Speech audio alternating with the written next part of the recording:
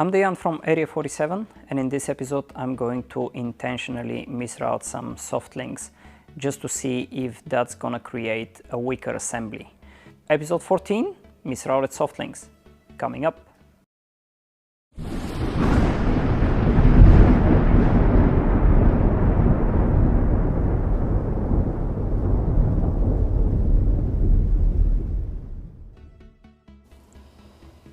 Okay guys, there is a lot to be said about misrouted soft links. I've seen all kind of ways to do it wrong, and there is actually only one way to do it right. And the right way for this PD main soft link will be through the riser, through the lines, again through the riser, through the lines, through the hole on the soft link and over the tap to create the lark's head knot. Okay, and this is the correct way to do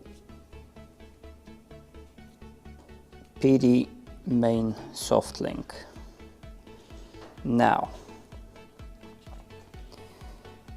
what I will try to do is this. I will go through the lines once, but then instead of going through the lines the second time, I will go outside and I will do the lark's head knot.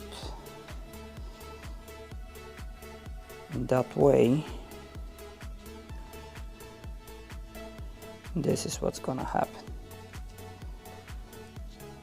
and we're gonna see how strong it is. Now I'm using type 17 webbing and Spectra lines just to make sure that this is as close as possible to a real life scenario. So this is gonna be my first test. The second test I'm gonna do is again the same configuration, except I will use this soft link, which I intentionally damaged, because what is going to happen if you do that, so through the lines, through the riser, and then outside the lines, what I think is gonna happen is, because it's a single line now,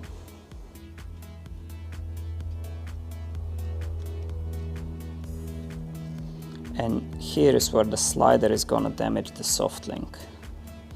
At least this is what I think is gonna happen. So if you keep it for a longer time and you don't see it on time, you're gonna have significant damage on both sides of the soft link, which will weaken it. And the third test I'm gonna do,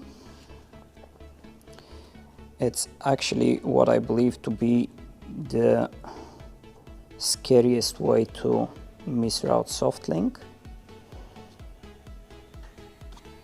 is through the riser, through the lines, through the riser, through the lines, but then instead of doing the lark's head knot going through and above, just hook it from above, like this. This is what I think it's the worst way you can have it. And the reason I think it's very dangerous is because this can easily, without tension, undo itself, and then it doesn't take much force to disconnect. If it doesn't undo itself, I believe it's going to be as strong. So if you only have it like this and the loop doesn't slide over the tab, I believe we're gonna see a very high load. But of course the danger of this undoing itself, it's just scary. And I've seen this on mains and on reserves, so there is something to be said about that. Now, as I said, 3 tests. I explained how they're gonna be done, and at the end we're gonna see what kind of results we have. So let's do this. We have the first setup through the riser, through the lines, through the riser without going through the lines the second time. And time to see how strong that configuration is. So let's go.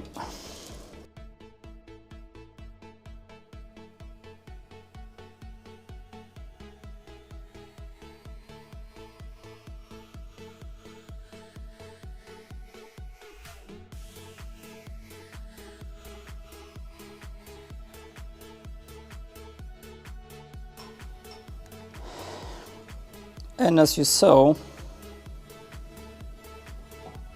there is nothing wrong with the soft link. There is so much wrong with the riser. And it happened at 740 kilos or 1,632 pounds. Surprise, surprise. So I'm gonna rig another riser. Actually, at this point there is no point of doing it with the riser. I'm just gonna connect a metal D-link here. So we want to test not the riser, we want to test the soft link. Let's do it. So test 1 didn't end up the way it was expected. Instead of the soft link, the riser broke. So we don't want to know how strong those risers are with the soft links around. We want to know how strong the soft link itself is. So I don't expect this D-ring to break now. And this is double Spectra 1500, so I don't think that will break either. I think now we're gonna see failure of the soft link.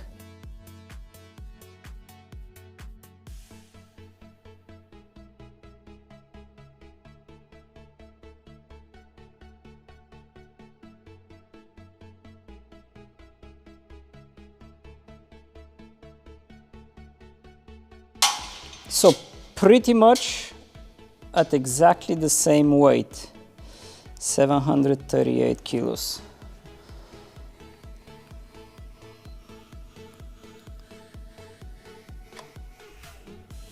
And that was a new soft link. It was used soft link, but it was a new one. It's not the one I used on the previous test.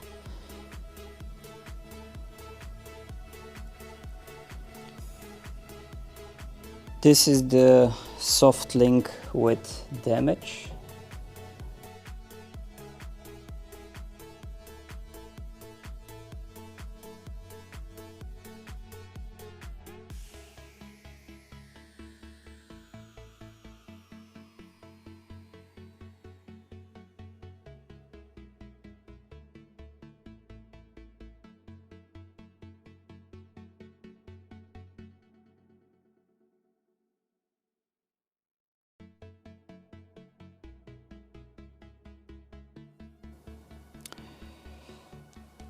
This test is with the soft link without Lars head knot.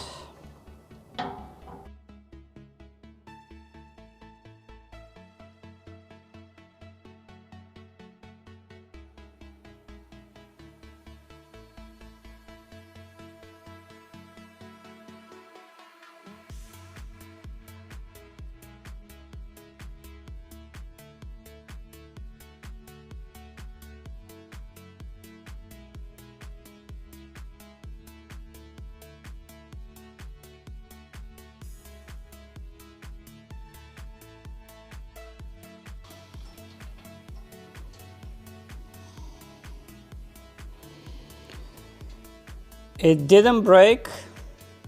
What happened is just slipped.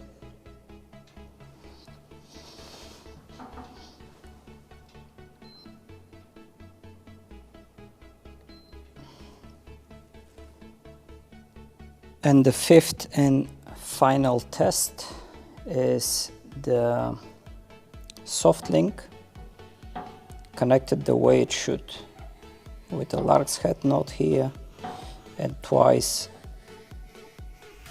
through the lines, and let's assume this is a riser.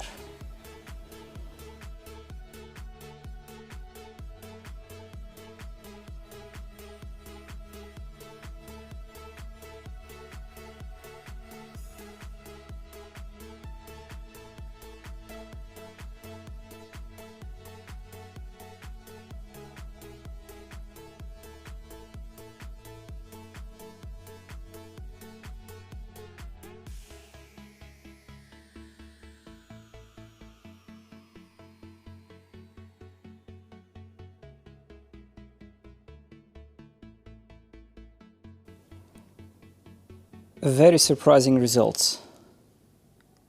I'm lining up the soft links in the order I did the tests. This is the first one.